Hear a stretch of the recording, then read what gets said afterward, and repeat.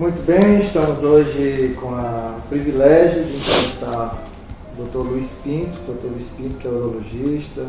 Fiquei sabendo hoje que é ex-presidente da Sociedade Brasileira de Urologia. Dr. Luiz, quero começar agradecendo por disponibilizar o seu tempo, sua energia para contribuir aqui com a vida de milhares de médicos, dentistas, fonoaudiólogos, fisioterapeutas do Brasil inteiro que estão aqui intencionados em aprender mais, crescer e contribuir com o país. E eu quero começar te perguntando sobre como você acredita que atingir o lado emocional das pessoas, uma coisa que você já me ensinou muito isso, pode contribuir com o nosso crescimento profissional. Talvez a palavra é sua. Neto, é um prazer estar com você aqui. Eu sabia que você ia ser um divisor de água da medicina dessa região. E hoje não tem mais uma região específica, porque o mundo ficou pequeno com essa parafernália de internet, de câmeras, de YouTube, enfim, Instagram. Realmente isso você está levando para os clientes, porque a faculdade de medicina, odontologia, fisioterapeuta, quiçá também as de psicologia, não ensinam isso que é um elemento, digamos assim, essencial para o profissional que elabora com o outro, que trabalha com o sujeito que está na sua frente. Como dizia Sócrates, que ensinou a retórica, ensinava sobretudo aos jovens que não estavam viciados, aquela retórica que sua mãe era parteira, e lançou a maiêutica, que seria parir, fazer nascer esse homem que está dentro de todos nós.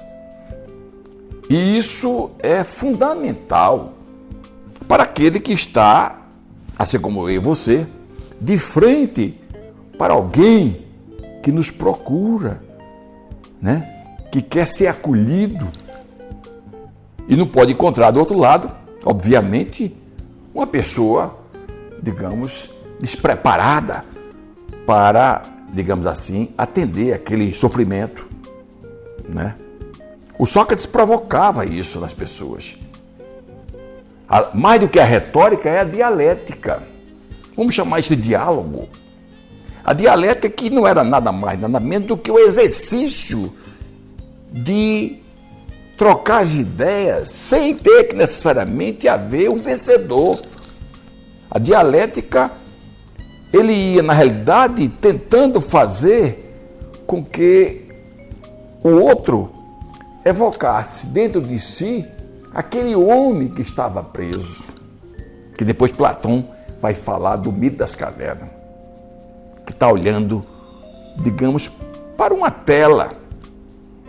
Existe alguém melhor do que qualquer um de nós que está, né? Então eu acho que você procura saber como provocar no nosso paciente, nosso cliente, o lado emotivo, como você buscar. Primeiro, você acha importante isso? Isso é fundamental. Primeiro, nós temos o olhar. É fundamental para evocar essa emoção, que não deixa de ser bilateral. A emoção de quem fala, mas sobretudo de quem está falando conosco. Normalmente, a Faculdade de Medicina e Odontologia, etc., parece que quer endeusar o profissional, fonoaudiólogo, psicólogo. Não! O Deus, no caso, é o outro. Não somos nós que vamos curar pela fala. É Ele que vai procurar. É Ele que vai nos procurar para se curar. Curar pela fala, mas não nossa fala, a fala dele. Por isso nós temos 2 ouvidos para ouvir, uma boca para falar. Falar pouquinho, ouvir mais. Só que tem que haver uma sincronia entre ouvir e falar.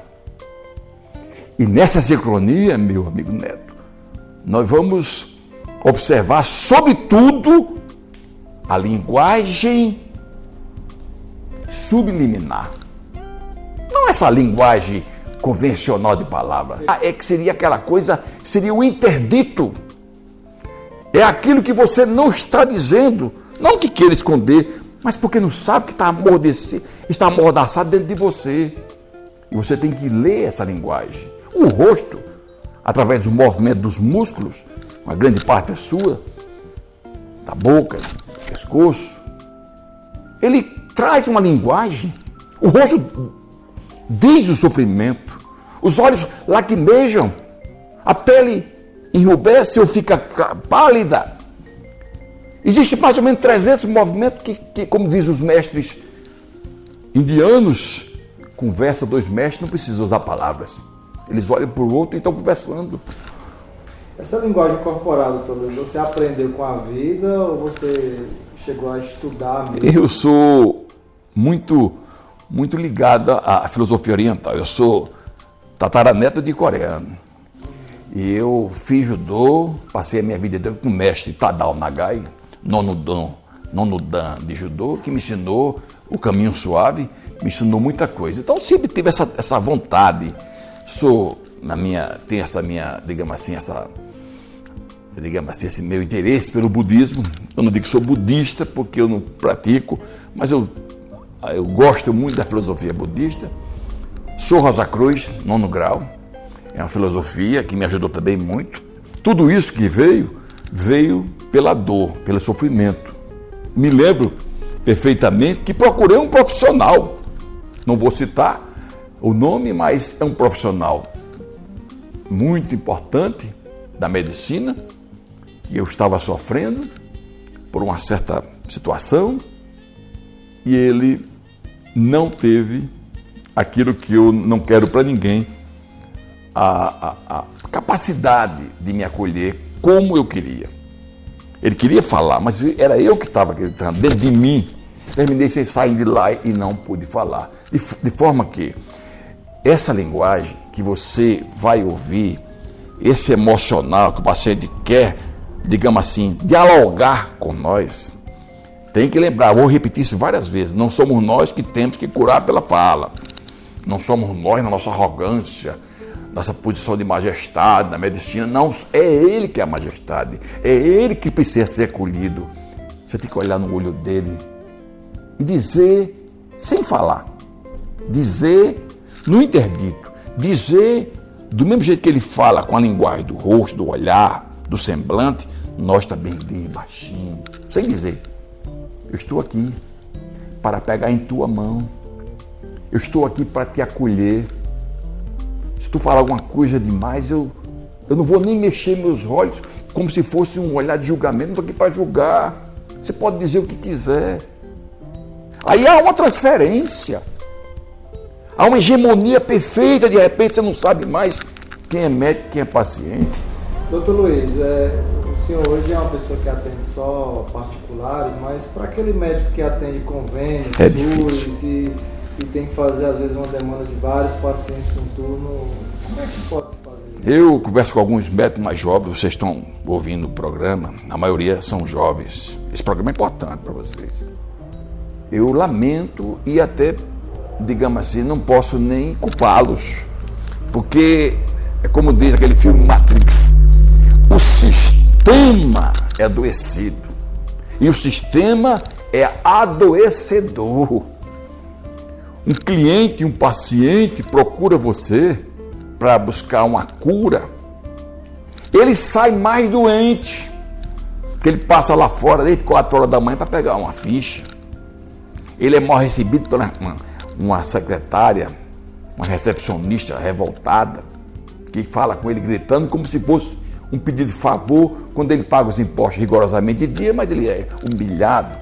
Aí quando entra o médico, ele passou 4 horas da manhã, o médico vai fazer as consultas particulares, os médicos vai fazer a sua cirurgia.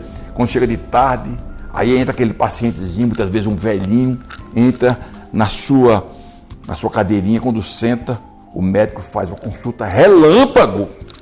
Porque tem que atender muitas pessoas. Isso é um crime. Ele deveria dizer ao governo, ao secretário de saúde, ao diretor do hospital, Posso não. Mas eu vou brigar? Não. O meu Conselho de Medicina diz que isso é um crime. Uma consulta não pode ser menos do que meia hora. Minha consulta é 1 hora. Não tem como você deixar de contextualizar os fatos da vida. Uma separação, por exemplo, um filho doente, um filho drogado. Qualquer especialidade é válida? Qualquer especialidade, porque se o cara é otorrino, ele chega lá com otite, ou está com uma queixa de uma dor, muitas vezes aquela dor, que até existe um fator, digamos assim, físico, mas, sobretudo, está, digamos assim, amplificado pelas dores da alma. E essas dores da alma não podem ser relevadas para o segundo plano. Muito pelo contrário. Você tem que saber o contexto daquele paciente. Clientes me procuraram com uma manchinha no pênis. Eu digo, você não ia pagar R$400 para mostrar essa manchinha no pênis.